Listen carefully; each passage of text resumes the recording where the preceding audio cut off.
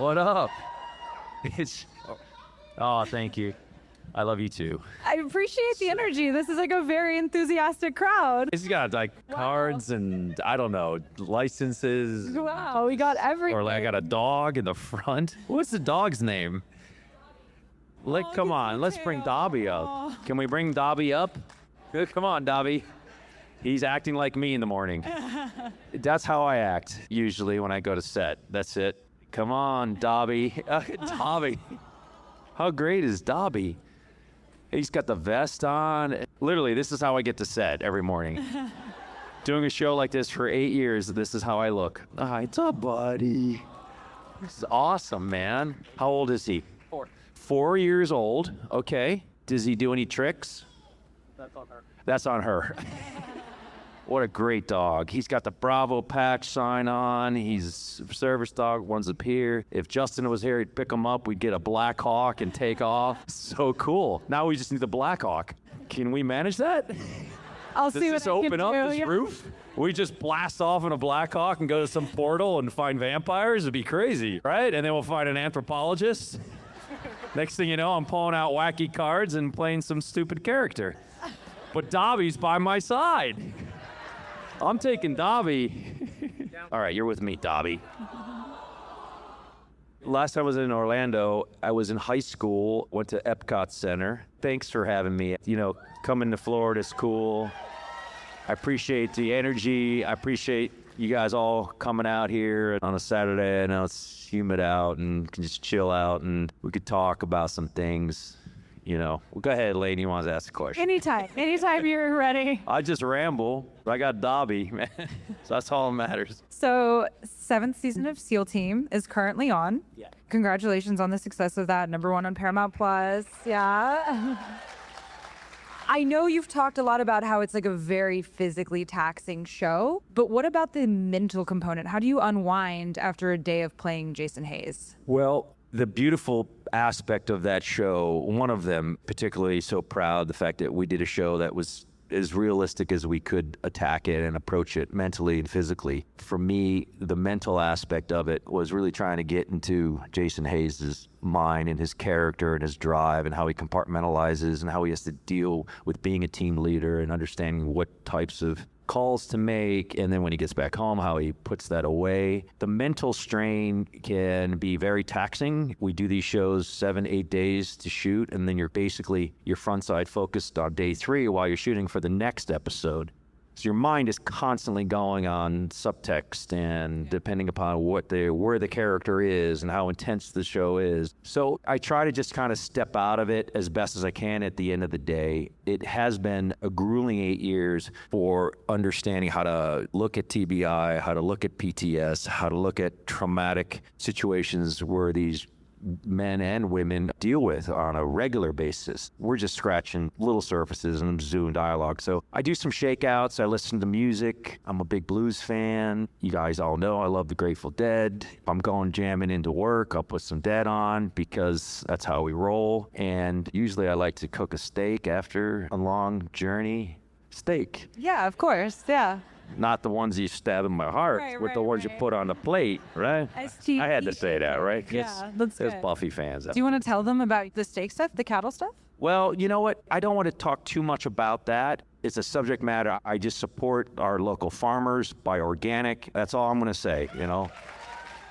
How do you deal with creative differences on set? Because I know. Specifically with writing and direction, because you do a lot of directing, but you're not directing everything. So how is that process for you? Because you are a lot of times the leader in a lot of ways, and so you set the tone. I can put my foot in my mouth a lot. Listen, when we started SEAL Team, it was always like, guys, we're all in all the time. Chris Chulak, who laid a great pilot and groundwork for the show. So we're doing it real. I don't care. I just show me how we do it, and you're going to shove a lens in your face. We're not going to rehearse. It's going to be raw. You're going to get out there. There's no makeup trailer. There's no sides. You come prepared. So that was the discipline that we had going into it, and you try to kind of maintain that. So it's like you got all the other cast members, there's some probably all in, all gung-ho, and it would drive me crazy if I'm on the C-17 flying and they're like all got their tight shirts on and their makeup. I'm like, guys, we just did a crazy mission here. And again, it's that little voice inside of me that is trying to control a lot of the stuff that's around you, and the creative differences can be conflicting at times. And I'm like, well, why do they shower? I didn't shower. I'm bloody. I got dirt. I'm like, come on, roll around in the dirt. They're like, no, we showered. I'm like, well, where did you shower? Because my character didn't shower. I'm not showering. You know, these guys don't shower. Yeah. They don't. Okay, I believe you. That's my guy, man. Jason Hayes ain't showering, so. That's gross. Right? But got the job done. That's all that matters. It's all that matters. So anyway, creative differences, you always, from a director's perspective, you want to be inspired. You want everyone to do the best that there is around you. You have an idea, you put it out, and you want them to accept that in a way they would and let them do their thing. I can't control each and every one of the department heads and say that I give suggestions.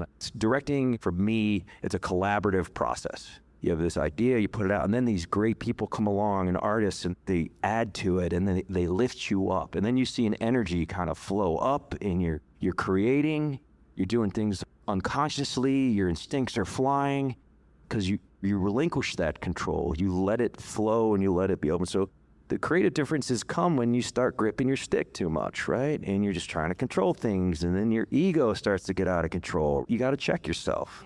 So. Yeah, that makes sense. What does a typical day on set look like for you? What time does the day start? What time does the day end? I'm an early riser, so usually get up 5:30 a.m.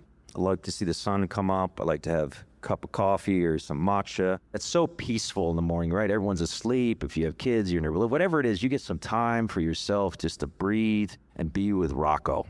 Right. That's my dog, Rocco. He's a Roddy, and he's a badass. Sorry, Dobbs. So in work conditions, depending on what you're shooting, if we're out on a mission, it's a 3-day experience. If we're on set at the studio, it could be 2-3 days, depending on the scenes and what we're all hitting. So usually all my work is done beforehand. I coach way beforehand. I have all my subtext. I let it go. I don't really think too much about it. Do a lot of stretching, a good breakfast, a high protein diet for me, eggs, yogurt. Steaks, yeah. Yeah, and then get to the set, and I got the trailer, I got my crystals, I ring bells, I got incense. People think I'm a witch. I'm Sound not. bad? Listen, I believe I got my crystals here. It's all good. My sprays. Of course. Shamans, water? do some shaman chanting. People outside, what's going on? Things like that. You get prepared. You got to get grounded. It's like game day for me. You let things unfold, and it's a long day, 8-hour days, 9-hour days, depending upon what you're doing, and you're blessed, you're fortunate, and, I call some people up on my telephone. Oh, cool. Sure, why not? It's like we all do, man. Me too. Click. Yeah, right? How do you feel watching yourself? Oh, no, bad call. No. Growing up with my dad being somewhat in the business and being the television broadcaster, he would do his shows and he would go back after Philadelphia, I remember, and he would put the tape in and watch himself do the forecast. And I was like, well, why are you doing that? He's like, I like to see what I'm doing and improve it mentally. And I was like, wow. So I tried that once. And first of all, when you watch Angel, I don't say anything. So he's just sitting there in a corner, brooding and like mysterious with a leather jacket on, dripping, I don't know, fake sweat off his chest. So how do I analyze that? It's like, whoa, what is that? It's so silent and dark and calm. Okay. You could brood better, though? I don't know, man. Pretty great at it. Yeah, that was some really tough acting days for me, man. It really pulled some intense shit. I think watching yourself and also listening to yourself is always bizarre. Like if you have to do like voiceover stuff over sequences and you hear it, your voice always sounds different than when other people hear your voice. Oh, yeah, great voice. I hear it like I'm like on helium or something, or I don't sound right. I don't know. But I feel good in Orlando because it is action park area. We should all go to Disney World.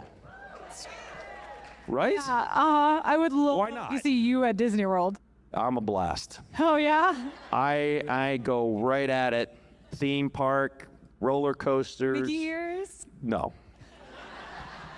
We must draw a line somewhere. And that line is firmly drawn in the sand. I'm not wearing ears. Really good with hard boundaries. No ears. Pluto ears, maybe, but no ears. Maybe Dobby ears. All right, I'm not talking about theme parks now. Are there any scenes in Buffy and Angel specifically, but I know that was a long time ago, that stick out there? You're like, oh, I wish that would have gone differently. I wish I could have done something differently. I think you always, I know I do, you're always working on yourself to do better at certain moments and things. And I look back at some shows and some scenes and I realize that you're stretching too hard, you're just not mature enough to understand yourself, you're not getting your silence, you're not living in your silence. Your energy is a little displaced. You're too obsessed about lines. You're cautiously waiting to do a stunt. You're not as free as you could be. For me, it's always an examination of the energy. I understand that more, obviously, now than I did at the time as I progressed. You know, for me, it's all about understanding and learning every day. You just want to absorb and learn consistently. You know, falling down's hard, but it's easy when you take something from it, right? You lean into it and you start to really open up portals inside of yourself. Not to get too esoteric, but you start to really clear things out of yourself. You get to lean into things that are holding you back. And I use all that a lot in my approach to studying the craft. And I'm just starting to really, really grasp and understand that. Oh, that's cool. Thank you. Cool. Do you have any personal control or input over the props that your character? I use everything. It's props, manic prop. Emily Deschanel called me the prop man. He was like, anything you're going to do a scene, David's breaking out dice, pens, you know, crazy belt buckles, flying shit all over the place. I remember doing an interrogation scene in the first season and these wacky little bounce balls. Well, that came from, in high school, I had a history teacher. His name was Basil Sullivan, and he'd always clear his throat. He'd be like, ah. And the whole class would be like, rah! Like it was this loud noise in the campus. And we as freshmen heard that, and we're like, we can't wait to get to Basil Sullivan, man. This has been building for 3 years. Senior year, we get to Basil. Well, we're just all pumped. He clears his throat once. We're screaming at the whole classroom. Cute. No, it's not cute. Okay, sorry. I really don't want to scream because I was screaming last night at the Eagles game, and that's a whole nother story. But we would take these Super Balls and bounce them all over the place, and he'd turn and write something on the blackboard. He'd be like 4 of them, bang it all over the room, and then be like, who did I? Wah! And we'd all be like, no, not us. So I took that idea in an interrogation room and I started bouncing this ball like all over the place. And Emily's like, what the hell are you doing? Right? We shoot the scene, literally the head of the network, she was like, what is wrong with him? What is he doing? A lot. Why is he doing what he's doing? And why? But what they don't realize is those small little moments make sense and they add up. And then they wanted more of that as the seasons progress, right? Because you see the relationship between the two, the chemistry come together, and they're like, why are you throwing bouncing balls all over the place? What are you thinking about when you pull your pens out? You know, like Emily knows what I'm thinking, but no one else knows. It creates chemistry. You create this thing that's there, right? So yeah, I may have been scolded for throwing little bouncy balls all over the place, and the network probably thought I was on mushrooms, but that was not the case. Maybe. That's super cool. Okay, so you recently started sharing more of your personal life on social media. There's some really fun videos. What inspired you to do that? Well, I find it to be a really fascinating platform and something that I have a really cool ghost person who shoots these now. And it's just really about kind of tapping into a whole different kind of feel, and they're funny little snippets and reels that I'm doing. It is what it is. It's nothing to take too seriously. I mean, I did one with crystals and bowls and how I prepared for the blue moon. That thing got like 1.7 million hits. God. I can't tell you the amount of metaphysical books that are coming to my house right now. Yeah. If they could find my address. It's bananas. It's like literally people hit me up going, dude, can you read my tarot card? Can you read my palms from afar? And I'm like, it's a crazy business. So many people hit me up. They're like, what's going on here? And I was like, that's how he is. I don't know the guy you guys know, but that's the guy I know. It's fun. You know, it's a good time. So if you had the opportunity to do another supernatural-based television program, would you? I don't know. I mean, people ask, well, what are you going to do next? What's happening? I think that's already been dictated by the universe. And it's like, listen, I live so presently in the now. It could be that stubborn Taurian that I have in me. It is. I look at the fabric of where my energy is. I use that as a sense of understanding and identifying with a character, whether it's through a script or a book or a feeling, or if it's writing something down, if it's a directing piece, if it's a theater piece. I'm very enamored right now with something. If it makes sense, that's where you follow your heart to go to that direction, put your energy and your focus on the subject matter. That's where I lie, quite honestly. Of course. Okay, we have about 10 minutes left. If you want to ask some questions, we can take questions, audience. Yes, come up to the mic right here. From Mexico City to see. Mexico City, thank you so much. Sorry, I'm going to read my question because I'm freaking out. No, go ahead. I noticed that throughout your career, you've consistently challenged yourself, both mentally and physically, for the roles you've taken on, whether the evolution in Angel or embracing change at Bones and jumping into water filled with crocodiles for Seal. Amazing. Wow. And I also know you're passionate about sports. My question is, how have the dynamics of sport shaped and helped you things like resilience, discipline? It's the best question It's a ever. really good question. You ask a sports fan that kind of a question, and I'm like gnawing at the bit. Put me on ESPN right now. I'll do Phillies, Flyers, Eagles, Sixers breakdowns. I will throw it at you. Puck, drive, defensive coordinations, how you let the characters develop, where your players are going to be, how I direct. I'm not going to force the cameras. I'm going to follow them, find them. When it comes to that, metaphorically for me, it's very important. I love the sense of competition. I love the discipline behind it. I love training for certain things. I love the health aspect behind it. And I love the people that could just throw it away and just go out and do what they do. There's that instinct that is so pure that it's amazing to watch when you're watching sports, and the best sports athletes that are out there, you see them compete against themselves and their nutrition and their body. I always put that behind all of my characters, and even in my visions. Yes. Thank you so much. Thank you. Thank you. Oh. It's fair. Hi. Hi. First thing, she wants to know if she can give you a sketch. Sure. What is that? She drew it herself. Come on Oh, up. fantastic. Look at that. That's a self-portrait of you? No, she just wanted to. Wow. I look like that sometimes in the morning. Whoa, that's amazing. It's like 3 different things in one, but in the middle is a cat. Okay. Oh, we love cats. That's very nice. I think I can that's... take it for you. And Look at that. She says around it is a sunset. I'm seeing a lot more than cats. Yeah, I let her imagination go. That's amazing. You know what? Took an art class in college, and keep doing that. You draw what you see, right? That's beautiful because there's so many patterns and color combinations and issues. So anyhow, we were out sketching the plateau horizon in Ithaca College, and everyone's doing lines. Well, mine looked like Picasso and flying marshmallows all over the place. Dude's like, what are you doing?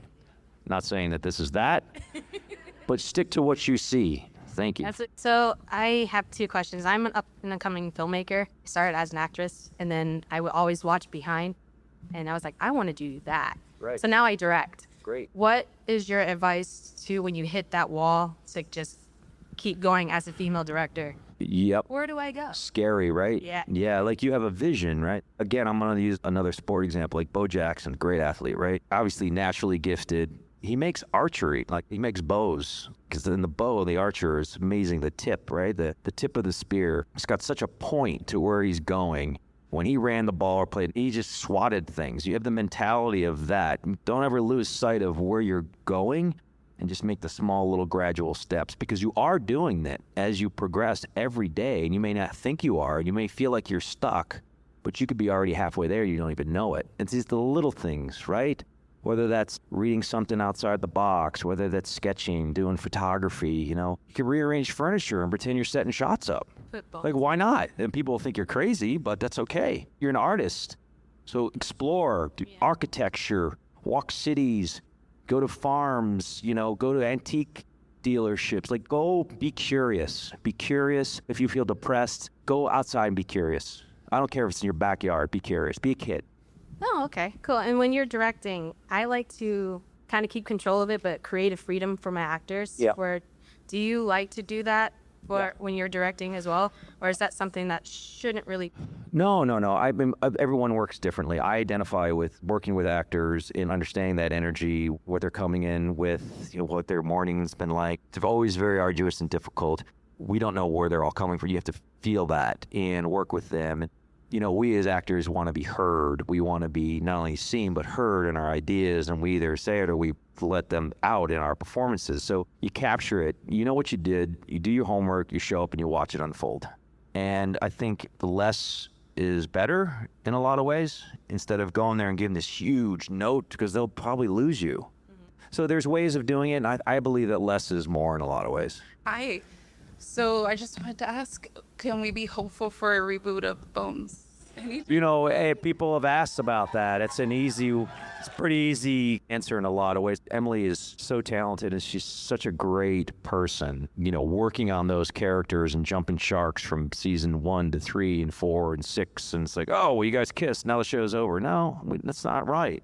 You know, creating the characters and the fluidity of that. And I think it would be very funny to see the two of these characters in today's environment. Some of the things that come out of Booth's mouth may be very shocking to a lot of people. And I really wouldn't care. I would love that. So that would be kind of fun, right? Jesus, man, you'd think you wore wacky socks back then. So session with socks came like after Bones.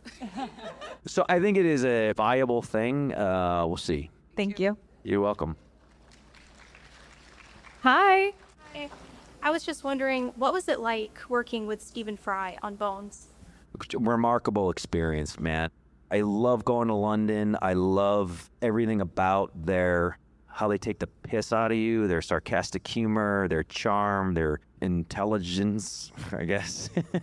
No, I love their words. I love everything they bring to the table. And him being such a reserved, classically trained actor and a thespian that comes from that rank of like, wow, right? It's amazing. And this character he played was so stuffy, right? And I love playing opposite of him.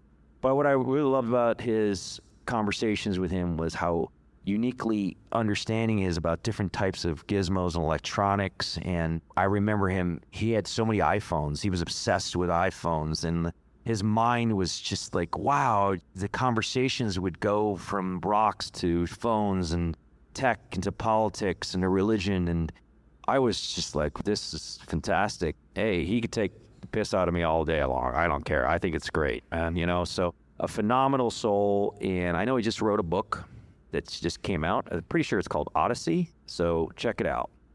Thank you so much for coming. And like David said, he's doing photo ops and more autographs. Thank you, guys. Yeah.